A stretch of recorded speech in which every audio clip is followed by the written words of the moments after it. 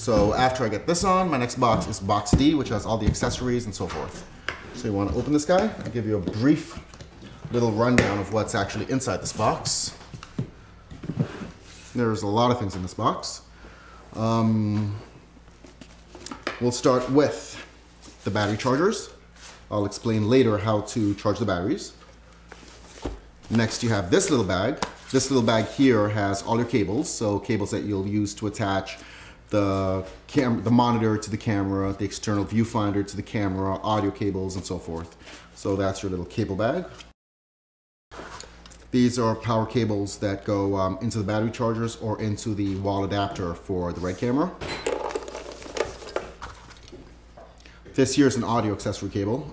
It's an XLR basically cable that'll give you the RED input on one end, because RED doesn't have XLR inputs on it. It has its own proprietary style of input. So this is somewhat of a converter. And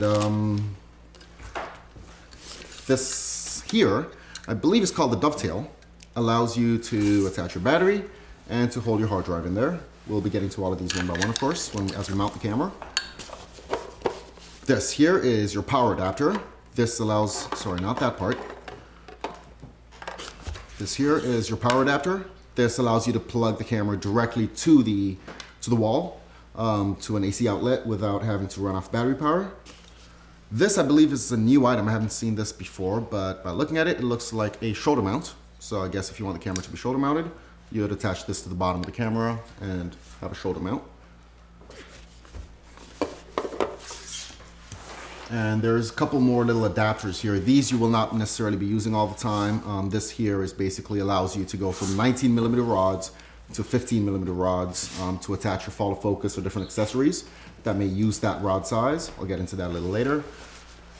This here is one of the power cables for your hard drives. So when you want to transfer your footage and plug the hard drive into the wall, that's one of the power cables.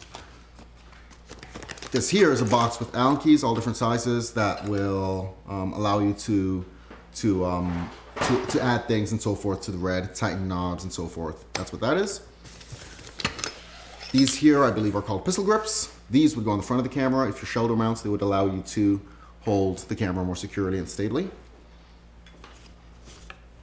Here we have, I don't know the necessarily brand of this, but it's a magic arm basically. And what this does is that it allows you to mount your external monitor to the camera body and move it around into a position that suits you best, and then you tighten it up. We'll also get into that later. And then you have a bunch of metal rods here. Metal, and I think this is carbon fiber or something, not too sure. These are metal. These are 19mm rods, and these go onto the camera and allow you to attach accessories to the camera. And these are basically supports for those, such as your mat box and so forth. And earlier when we were talking about this item here, we mentioned 19mm rods and 15mm rods. This will give you a better understanding of that. This here is a 19mm hole. A 19mm rod goes in there. This here is a 15mm rod, which is a lot thinner. And a 15mm rod goes into the smaller hole. Simple as that. So in the events that you need something that holds 15mm rods, this is an adapter that allows you to do that.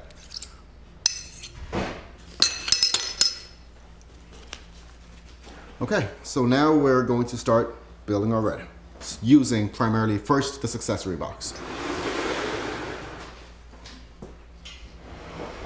So I'm sure a lot of different DPs or different camera operators have different ways of doing this.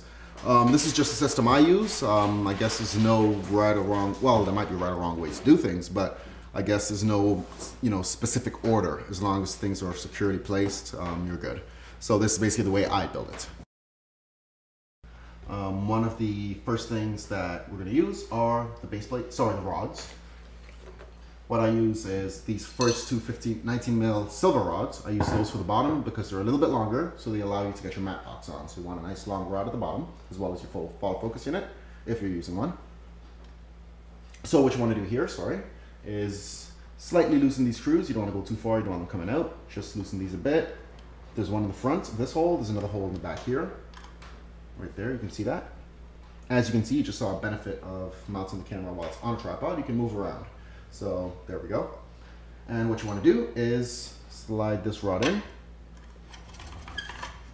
leaving lots of room in the front. Not too much, but I'd say about About that much, and you should be fine to get your mat box on.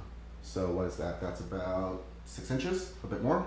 Leave that in the front, just to give you room to get your mat box on, which is going to go in front of the lens. And if it's not too far, too close, don't worry, you can always loosen and move this later. So tighten these knobs up, sorry. You want to tighten these knobs up, not too hard, because these will snap.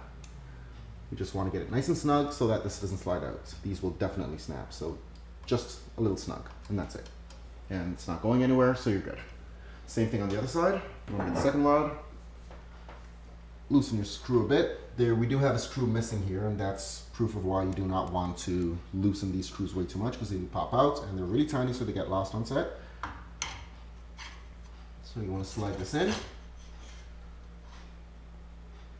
And tighten your screw here.